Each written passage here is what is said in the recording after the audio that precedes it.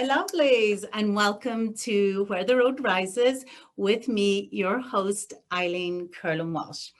Our guest today is Dr. Paul Merrick, a renowned physician and board-certified urologist. He is chairman of the board and CEO of DuPage Medical Group. Under Paul's leadership, DuPage Medical Group has grown to be the largest independent, multi-specialty physician organization in Illinois. Dr. Merrick also helped establish the DuPage Medical Group Charitable Foundation, which supports and funds over 30 local nonprofits, providing food, housing, healthcare, and wellness services to those in need. I met Dr. Merrick in June of this year at the ceremonial opening of DuPage Medical Group facility in Oak Lawn.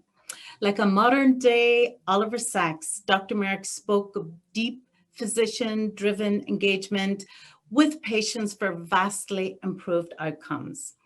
I was so moved by his advocacy for mercy, love, and compassion in the physician-patient relationship and his desire to help the indigent that I wanted you to meet him. So welcome, Dr. Merrick.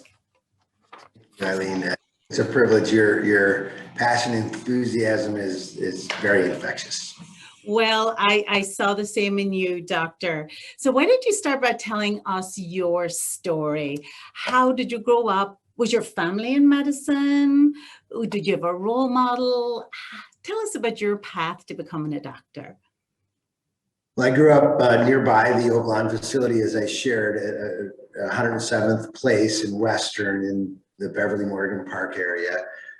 My father was an OB-GYN physician who moved from Michigan. He grew up in a single parent family home back before that was common, and worked his way through school and settled on the south side of Chicago. And so he was my first mentor, I would say. My mother is a pharmacist by training, and I sort of inadvertently got into medicine.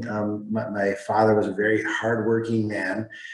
And as a young man, I was more determined to have a little bit more maybe fun or relaxation. So I went to University of Illinois with the intent to be a lawyer, actually. As circumstances would have it, in my first year down there, I received my first bad mark in a pre-law class.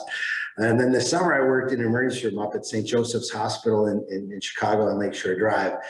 And that experience of working with people and helping people in the emergency room just set my course for my life. Once you get into the care business, you find out if that's your calling or not. And indeed, that was my calling. Oh, that's wonderful. I have a son right now, my 19-year-old, who is working in emergency care at Christ Advocate, and he had wanted to do nursing, and he now wants to become a doctor. So a similar path. No lawyer for him either. So tell me about the DuPage Medical Group and your role there, Paul. Tell me about how you became involved and how you became involved in the leadership. And so I went to school to be a urologist and help people with cancer and be a surgeon. I love surgery, love the patient care aspect of my life, my career. And my second mentor was Daryl Stremler, our founding CEO, who in 2005, unfortunately, he passed away of colon cancer at the very young age of 45 years old. And after that event, our leadership was sort of in flux, I would say. And so my partners on the board asked me to consider being the lead physician in 2008. And it took a lot of thoughtful reflection, prayer, and ultimately came to the conclusion that I needed to answer that request. And I agreed to serve for 2 years in the leadership Uh-huh. role.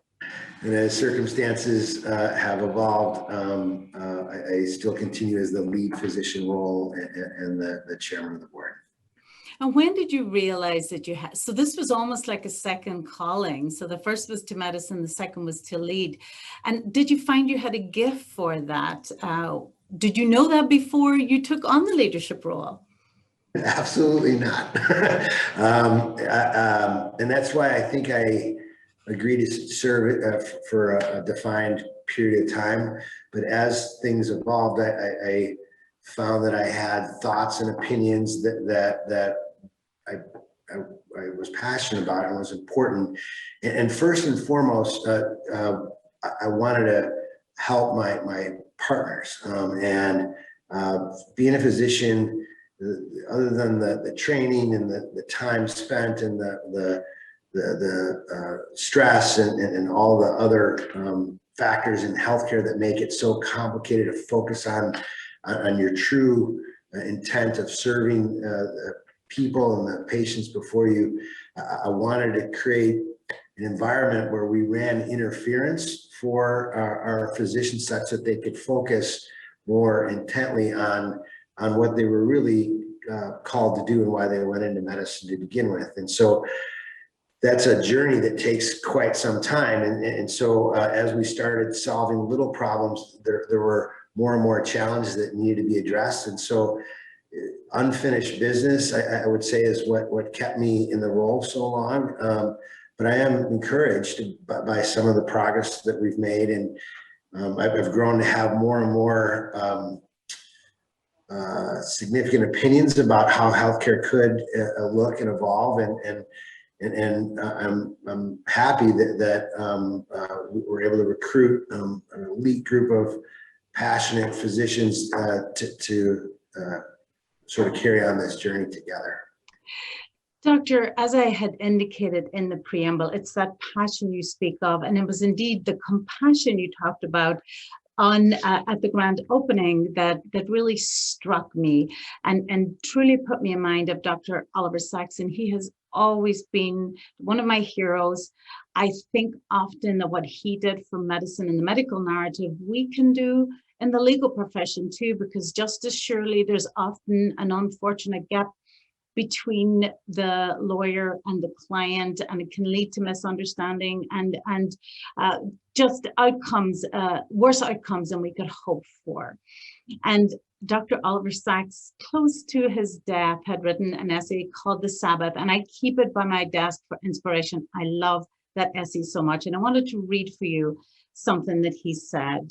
And he actually, it was his work with these patients that led to that film, The Awakenings, that with Robert De Niro. My own recovery began when I found meaningful work in chronic care in a hospital in the Bronx. I was fascinated by my patients there, cared for them deeply, and felt something of a mission to tell their stories. Stories of situations virtually unknown, certainly to the public and to my fellow colleagues. So, because you made me think of Dr. Oliver Sacks and you talked about compassion, I'd love you to talk a little bit about your philosophy of care and how that distinguishes you, Doctor.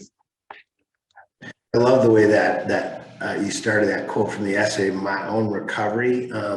I think that's a very interesting choice of words in that, we live in a very goal-oriented world. We take the test, we can get through school, we get the residency we want, and we get the job we want. And we, with all those sort of pressures, we sometimes get distracted from the core mission, the core principle of why we went to do this to begin with, which is quite frankly, just to help people. And I think that our goal, and I'm taking words that are not my own anymore, but our goal at our group, DuPage Medical Group, is really to help people, help humans flourish and allow people to define for themselves what that means. And I think in this world where healthcare has become very data-driven. I used to use the language check the box activity to prove that certain tasks are being, what we've lost a little bit is the connectedness between two humans trying to help each other through a challenge, or conversely, just enjoy and enhance their wellness, versus navigate them through a care delivery challenge. And so I think the way our system has historically been set up, it's very reactive. You wait for somebody to get sick, have a heart attack, or have some sort of health challenge, and then we react to that. And so I think increasingly our mind is, we still need to be really good at that, because regardless of our efforts, there will be disease and illness and trauma and issues like that. But also being proactive and helping people be well in times between those events. Oh, I love that. Helping humans flourish. How are we doing? How are we doing as a society? How are we doing with our medical care? Are we getting better, doctor? Would you give us a 10? Would you give us a 5? Something in between? Yeah, between, I think.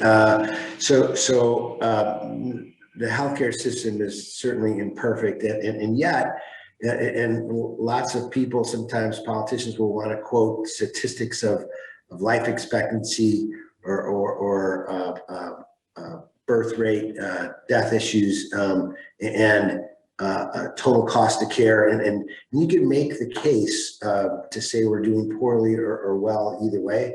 But I believe that we have a lot of really well-intended people trying to do the right thing, trying to help people, and yet it's not perfect. And some of it is the reimbursement system, and some of it is that it's a very sort of hospital-centric approach versus patient-centric approach.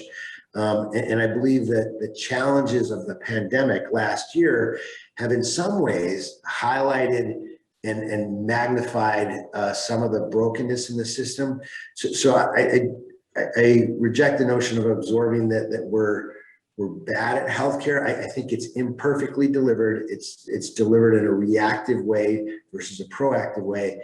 And from a patient connectedness, it's too sort of regimented and less personalized than it could and should be. And so it is our goal to address those things. And so I would say that depending on where you are geographically may determine if you're at a 5 or a 7 in terms of the scale that you asked. But our aspirational goal at DuPage Medical Group is to continue to recruit talented and passionate physicians and other clinicians to provide resources in a very differentiated way. And there is some objective data that in our county where we started, we've done some nice things, but we want to share those things more broadly, and certainly in the south side of Chicago, the northwest suburbs, and we now have agreed to partner with the largest independent group in Indiana, and I believe there is a zeal and appetite and eagerness by clinicians to do the right thing, to help people in a different way. And it's complicated to get there. It's not an inevitability that we can break through all those historic challenges, but it's a task worth striving for sure. And it's certainly, the pandemic may have shown gaps, doctor, but I think we also have to admit that it showed some heroism. It showed the extent, it showed the depth, the dedication of our doctors and healthcare workers. And I think something I thought was very interesting about the entire set of medical care was that everyone was appreciated, not just the top surgeons or the top doctors, the nurses, the fact that everyone who put on a uniform and went into a hospital and masked up and helped the dying, helped people to live, tried to hold their phone up for family members who couldn't get to visit. I think as a whole, I was really encouraged by who we are as humans and how we reacted to each other, the medical profession, and how the medical profession reacted to the pandemic. Yeah, I think that's a good example of how we are better than we were 30 years ago. So when I was training, in the early 90s. To your point, the surgeon was the captain of the ship, and he or she was in charge in the room, and people sometimes even feared that person, and there wasn't a team-based approach and a respect for everybody's role and responsibility. I feel like we have made progress in that, and it is exciting when people are celebrated for their role, because every role matters. The physician, their job is to help create that team-based environment and have everybody work together. Yeah. Tell us about the Charitable Foundation and the work DuPage Medical Group has done with the various local nonprofits. So when I was asked to serve as the leadership role, the president was the title at the time.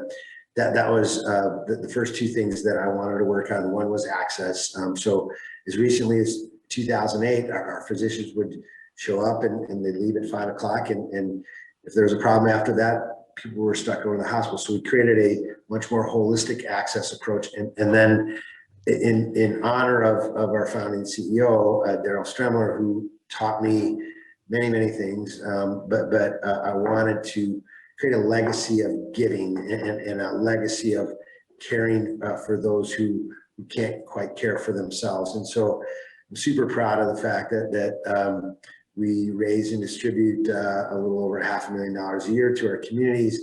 We have a charitable board that listens to other nonprofits, mostly around health, wellness, nutrition, housing, and because that does directly contribute to people flourishing. And so if we can help people who are under-resourced on the front end, that helps them live well and have less healthcare concerns. Yeah.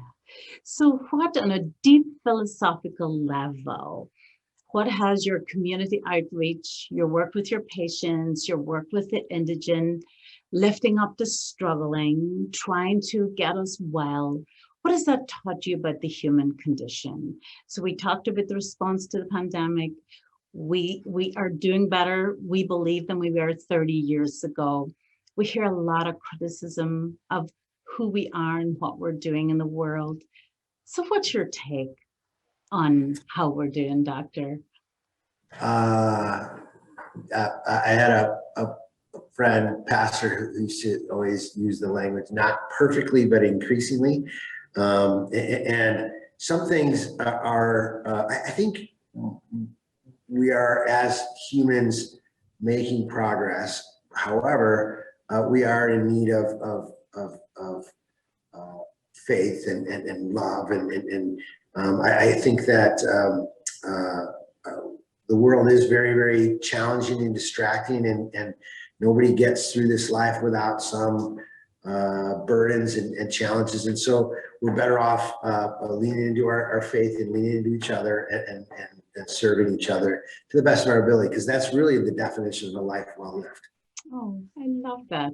So of the life that you've lived well to this date, what has been your greatest achievement and what do you see for your future?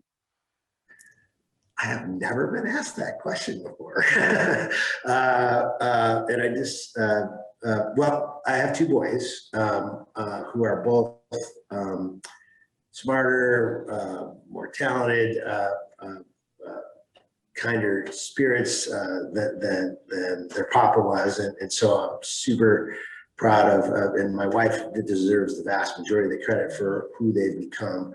But I, on a professional note, I am eagerly anticipating what DuPage Medical Group evolves to become, and can we meet our aspirational goals of helping clinicians. And I used to sort of think mostly in the terms of physicians, but to your point earlier, the clinical people include everybody, medical assistants and nurses and pharmacists and physicians assistants, and how do we engage what is a dedicated group of people and empower them to create different and better results. And so in our quest to do that, I'll share with you a teaser of an announcement. So we're going to change our name in September because many of the patients we serve are not in DuPage County. And so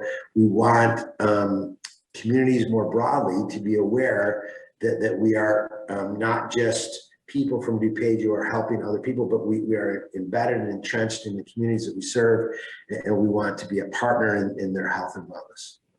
And isn't that funny, Paul? Because I have had that thought that DuPage Medical Group sounds cold, whereas the hospitals that come from the religious traditions where we have Christ and mercy, these are wonderful words to bathe the medical care in. So I hope some of that faith and aspiration makes its way into your new medical name. Me too. Right. All right. Well, let's see. How about if we wrap up, Doctor, with maybe some closing thoughts? Do you have a favorite quote, poem, prayer that you would like to share with our viewers? Yeah, I just, speaking as somebody who stands for justice, one of my favorite verses is Micah 6:8, which is seek justice, love mercy, and walk humbly.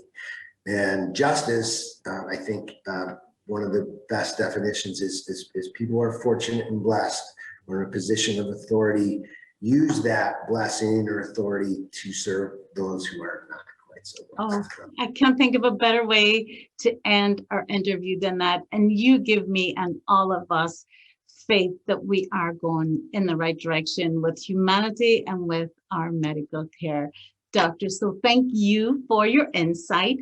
Thank you, viewers, for watching. If you want to know more about the DuPage Medical Group, as they're currently named, they do have all the information about their care, their doctors, their foundation at DuPageMedicalGroup.com. Or, as always, you can contact me at Curlin Walsh Law. Thanks again, viewers, for watching, and I will see you next time on Where the Road Rises. Goodbye.